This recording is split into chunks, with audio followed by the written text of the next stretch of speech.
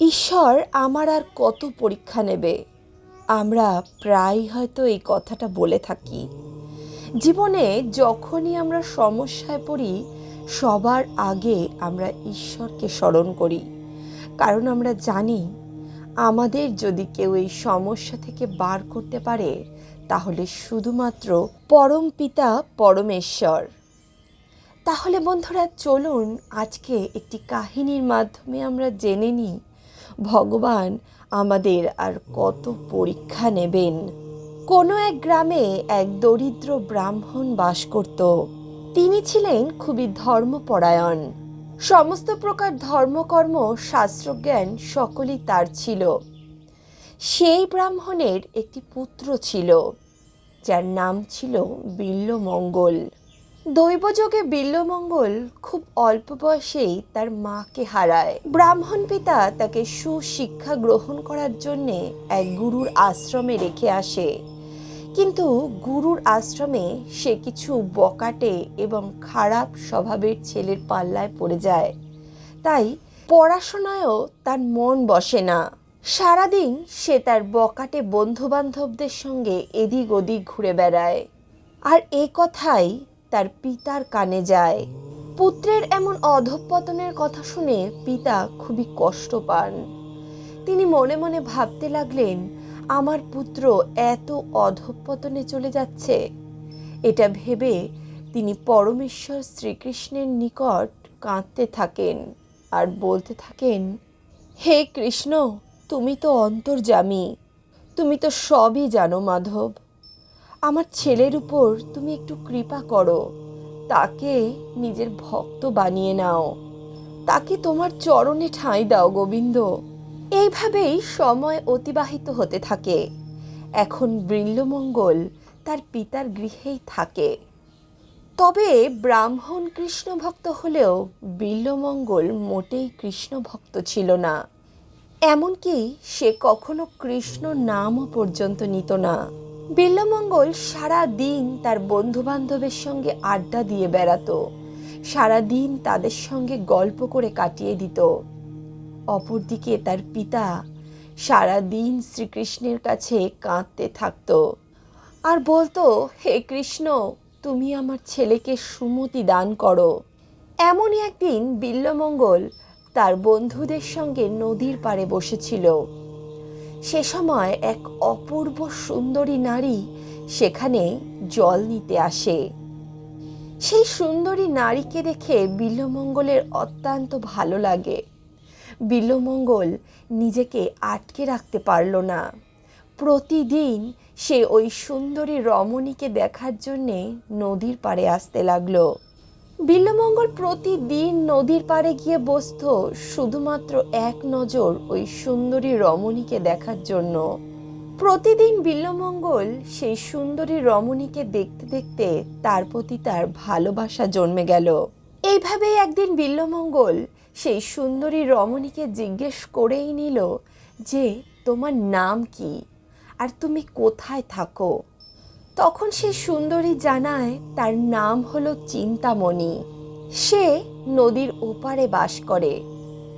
আসলে চিন্তামণি ছিল এক পতিতালয়ের বেশ্যা। কিন্তু তবুও তার বিল্বমঙ্গলকে খুবই পছন্দ হলো। তারপর থেকে প্রতিদিন বিল্বমঙ্গল রাতের গভীর অন্ধকারে নদী পার হয়ে চিন্তামণির সঙ্গে দেখা করতে তার বাড়িতে যেত। এইভাবে কাটতে লাগলো দিন, মাস, বছর। এখন বিল্বমঙ্গলের শয়নের স্বপনে শুধু চিন্তামণি আর চিন্তামণি। এখন বিল্বমঙ্গল চিন্তামণি ছাড়া আর কিছুই বোঝে না। এমন অবস্থা হয়েছে তার যে সারা দিন সারা রাত সে শুধু চিন্তামণি চিন্তামণি এই নাম জপ করতে থাকে। আর অপরদিকে সেই ব্রাহ্মণ তার সন্তানের দুশ্চিন্তায় কৃষ্ণকে ডাকতে ডাকতে মৃত্যুর কোলে ঢলে পড়ে একদিন। পিতার মৃত্যুতে এতটুকু দুঃখ পেল না বিল্বমঙ্গল।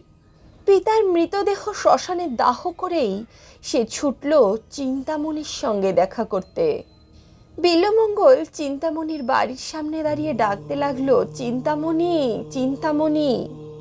চিন্তামণি ঘর থেকে বেরিয়ে দেখল বিল্বমঙ্গল তো গুরুদশায়। চিন্তামণি বিল্বমঙ্গলের উপর অত্যন্ত রেগে গেল। সে বলতে লাগলো, তুমি কি গো ঠাকুর, আজ তোমার পিতার মৃত্যু হয়েছে, তবুও তুমি আমার কাছে চলে এসেছো। তুমি এটা কি করেছো ঠাকুর? তুমি আমাকে এত ভালোবাসো? বিল্বমঙ্গল বলতে লাগলো, চিন্তামণি, আমি যে তোমাকে একদিনও না দেখে থাকতে পারি না। চিন্তামণি তবুও দরজা খুলল না। দরজার ওপার থেকেই সে কথা বলতে লাগলো। এইভাবেই প্রতি রাত্রে বিল্বমঙ্গল চিন্তামণিকে শুধুমাত্র একবার দেখার জন্যে আসতো। আর জানালার ধার থেকে বিল্বমঙ্গল চিন্তামণিকে একটু দেখেই চলে যেত। এইভাবে দেখতে দেখতেই 11 দিন কেটে গেল। বাবা শ্রাদ্ধের দিন চলে আসলো। বাবা শ্রাদ্ধের কাজের আগের রাতে বিল্বমঙ্গল চিন্তামণির সঙ্গে দেখা করতে গেল। চিন্তামণি বলতে লাগলো, কাল তোমার বাবার শ্রাদ্ধের কাজ, তুমি আজ রাত্রেও এই সময় আমার সঙ্গে দেখা করতে এসেছো? চিন্তামণি তখন বিল্বমঙ্গলকে বলতে লাগলো, দেখো ঠাকুর, কাল তোমার বাবার শ্রাদ্ধের কাজ, কাল কিন্তু তুমি আসবে না। বিল্বমঙ্গল বলতে লাগলো, চিন্তামণি, আমি তোমাকে না দেখে থাকতে পারবো না। তোমাকে না দেখলে যে আমার রাতে ঘুমও আসে না, আমার যে দম বন্ধ হয়ে যায়। চিন্তামণি বলতে লাগলো, না না ঠাকুর, তুমি কালকে আসবে না। আমি কিন্তু দরজাটাও খুলবো না, জানালাটাও খুলবো না, তুমি এক্ষুনি এখান থেকে চলে যাও। তখন বিল্বমঙ্গল সেখান থেকে চলে গেল। পরের দিন পিতার কাজটা কোনো মতে সেরেই সে চলে গেল চিন্তামণির সঙ্গে সাক্ষাৎ করতে।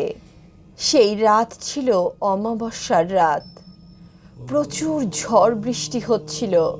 চারদিকে ঘুটঘুটে অন্ধকার, কিচ্ছু দেখা যাচ্ছে না।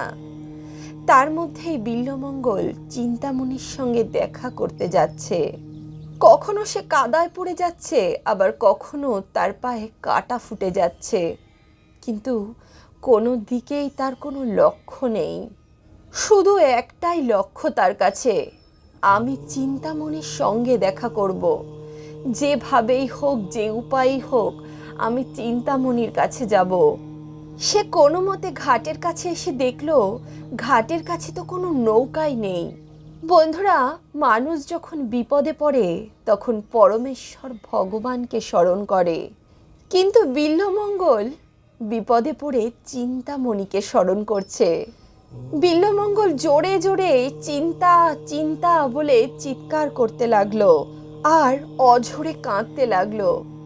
বিল্বমঙ্গল বলল, ওগো চিন্তা, তুমি আমাকে নদী পার করে নাও, আমি তোমাকে একটু দেখতে চাই। বিল্বমঙ্গল কথা বলছে আর বারবার কাঁদছে।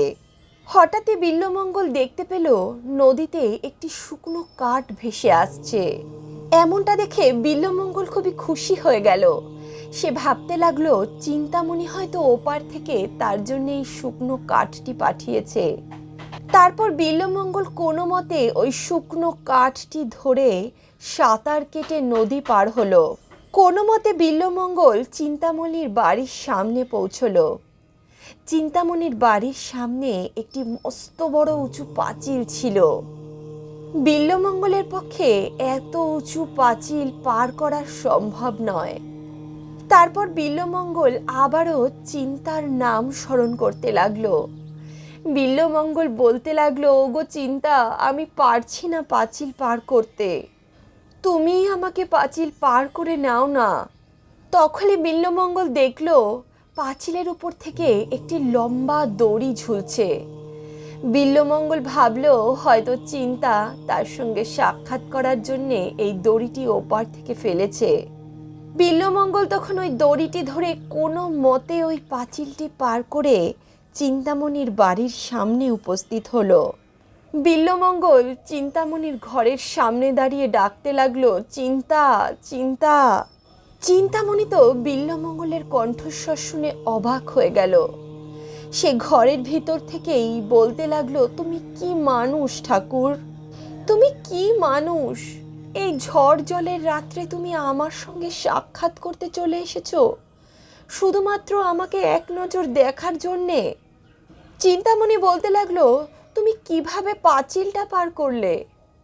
তখন বিল্বমঙ্গল তাকে বলল, কেন? তুমি তো আমার জন্য পাঁচিলের উপরে দড়ি ঝুলিয়ে রেখেছো। আমি তো তোমার রাখা সেই দড়ি ধরেই পাঁচিলটা পার হয়েছি। চিন্তামণি বলতে লাগলো, ঠাকুর তুমি কি বলছো? আমি তো কোথাও কোনো দড়ি রাখিনি। চলো তো দেখি তুমি কি ধরে পাঁচিল পার হয়েছো।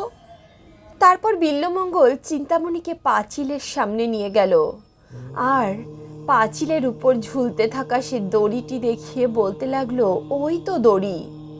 চিন্তামণির চোখ মাথায় উঠল। সে বলতে লাগলো, ওগো ঠাকুর তুমি এটা কি করেছো? তুমি কি ধরে পাঁচিল পার হয়েছো?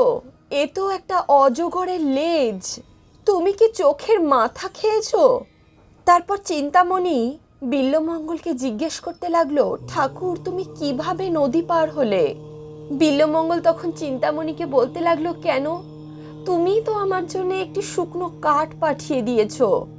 আমি সেই শুকনো কাঠটা ধরেই সাঁতরে নদী পার হলাম। চিন্তামণি বলতে লাগলো, ঠাকুর আমি কিচ্ছু পাঠাইনি। চলো তো নদীর পাড়ে গিয়ে দেখি তুমি কি ধরে নদী পার হলে।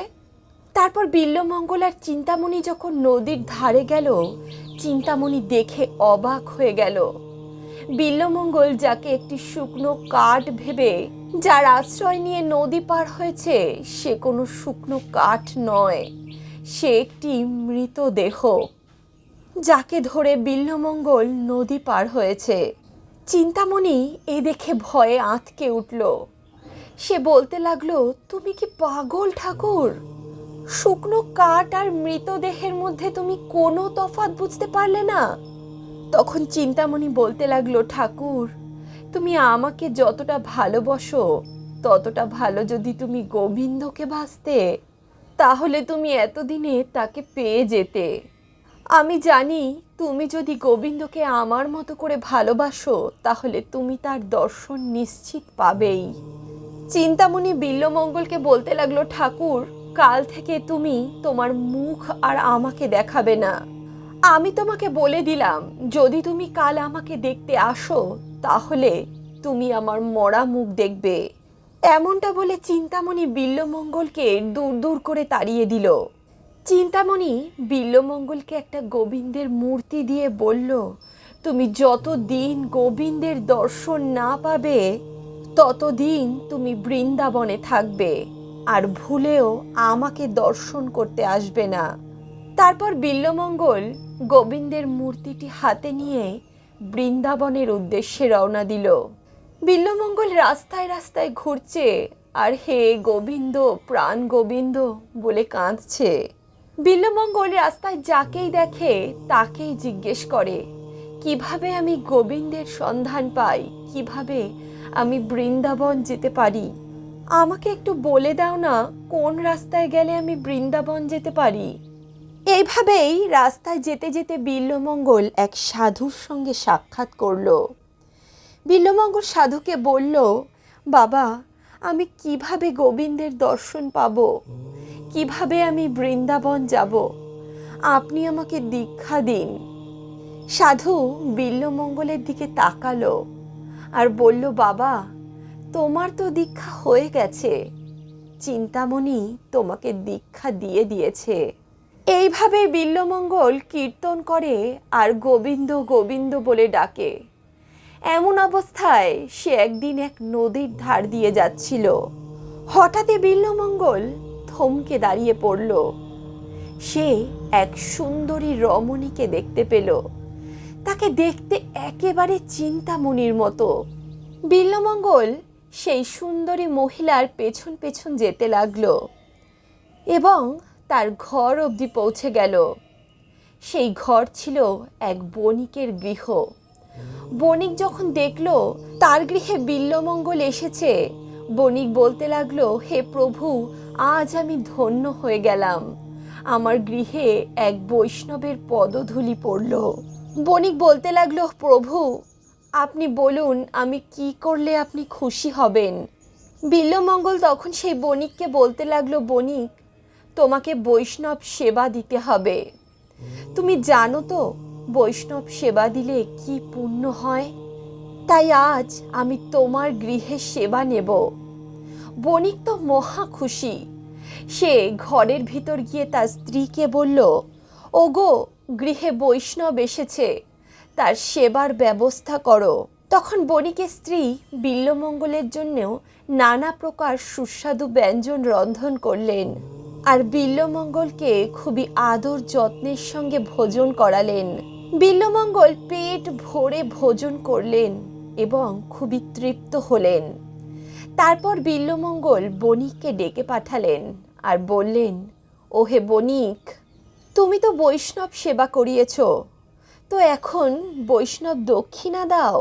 বণিক বলতে লাগলো, প্রভু, আপনি আমাকে বলুন আপনাকে কি দক্ষিণা দিলে আপনি খুশি হবেন। তখন বিল্বমঙ্গল বলতে লাগলো, বণিক, তুমি আমাকে কথা দাও, আমি যা চাইবো তুমি আমাকে তাই দেবে। বণিক বলল, কথা দিলাম বাবা, আপনি যা চাইবেন আমি আপনাকে তাই দেব। তখন বিল্বমঙ্গল সেই বণিককে বলতে লাগলো, আজ মধ্যরাত্রে তুমি তোমার স্ত্রীকে সুসজ্জিত করে আমার কাছে পাঠাবে। এই কথা শুনে বণিক বলল, এ কি চাইছেন প্রভু? আপনি এছাড়া যা চাইবেন আমি আপনাকে তাই দেব। দয়া করে আপনি আমাকে এই পাপ কর্ম করতে বলবেন না প্রভু।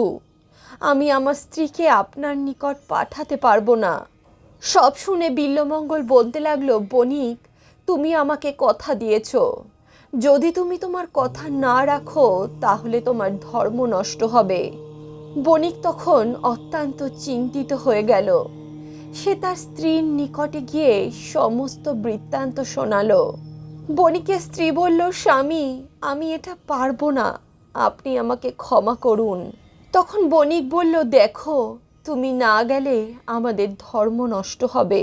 আমরা সারা জীবন যে পুণ্যকর্ম করেছি তা বিফলে যাবে, সমস্ত পুণ্য নষ্ট হবে।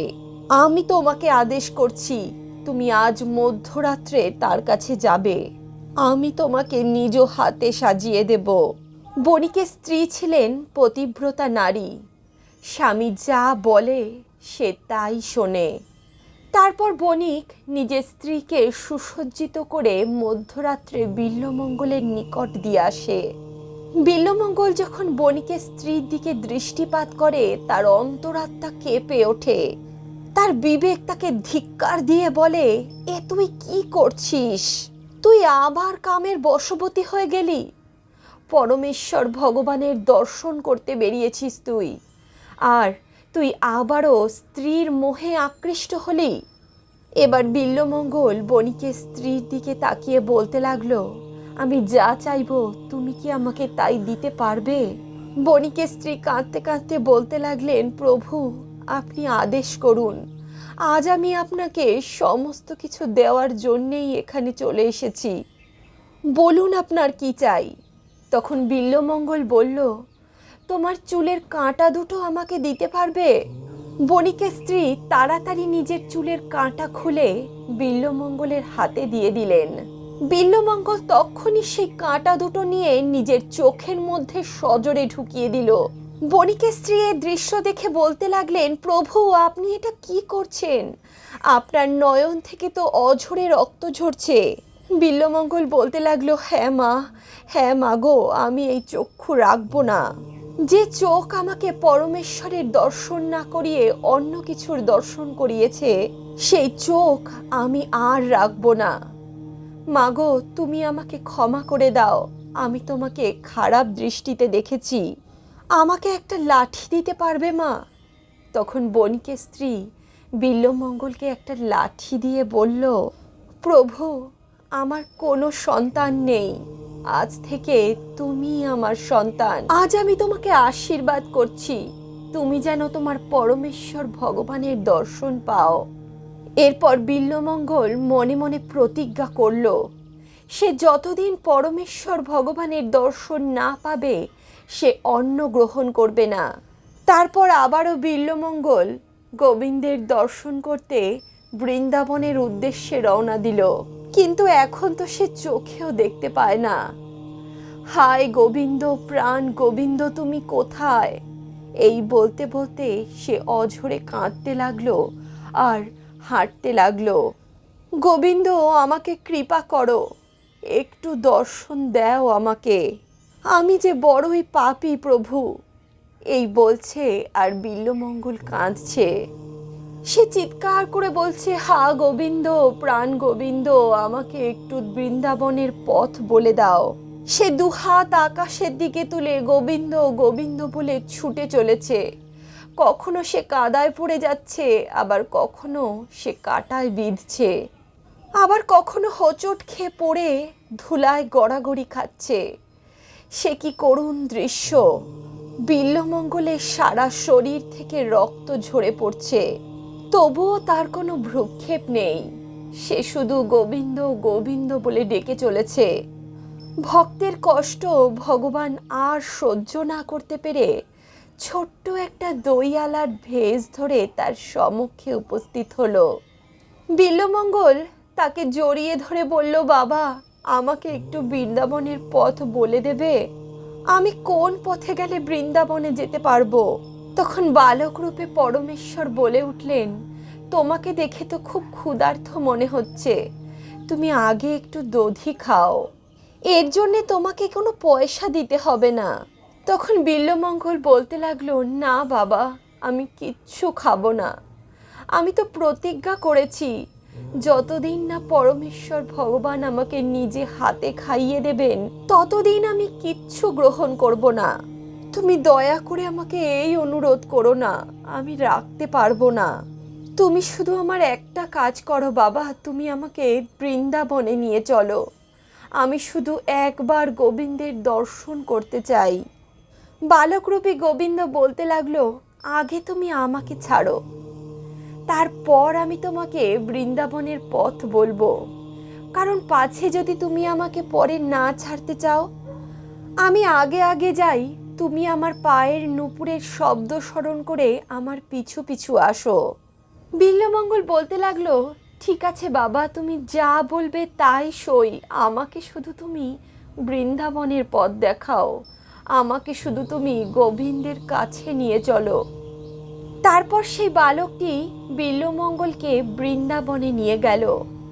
বৃন্দাবনে নিয়ে গিয়ে সে বিল্বমঙ্গলকে একটি গাছতলায় বসিয়ে দিল। বালকটি বিল্বমঙ্গলকে বলতে লাগলো, তুমি এখানেই বসে পরমেশ্বর ভগবানকে স্মরণ করো, আমি এক্ষুনি আসছি। এই বলে বালকটি সেখান থেকে চলে গেল। বিল্বমঙ্গল তো সেই গাছের তলায় বসেই গোবিন্দ গোবিন্দ করে ডাকতে লাগলো আর অঝোর ধারায় কাঁদতে লাগলো। তার এই করুণ কান্না দেখে বনের পশু পাখিরা পর্যন্ত কাঁদতে লাগলো। চারপাশ যেন স্তব্ধ হয়ে গেল। তখন ভগবান শ্রীহরি তার এই কষ্ট আর দেখতে পারলেন না। তিনি স্বয়ং শঙ্খ চক্র গদা পদ্ম ধারণ করে তার সমক্ষে উপস্থিত হলেন আর বিল্বমঙ্গলকে জড়িয়ে ধরে বললেন, বিল্বমঙ্গল, আর কাঁদিস না, দেখ আমি চলে এসেছি, তুই তো আমাকেই দেখতে চেয়েছিলিস। এ কথা বলে শ্রীহরি তার চোখের জল মুছিয়ে দিলেন এবং তার দৃষ্টিশক্তি ফিরিয়ে দিলেন। বিল্বমঙ্গলের দৃষ্টিশক্তি ফেরার পর সে যেন এক অমৃত সুখের অনুভব করল। তার সমক্ষে তখন তার গোবিন্দ সাক্ষাৎ দাঁড়িয়ে রয়েছে। গোবিন্দর এই অপূর্ব মনোরম রূপ দেখে তার প্রাণ জুড়িয়ে গেল। সে হা গোবিন্দ করতে করতে শ্রীহরির চরণে লুটিয়ে পড়ল। গোবিন্দ তখন তাকে নিজের হাতে খাইয়ে দিলেন।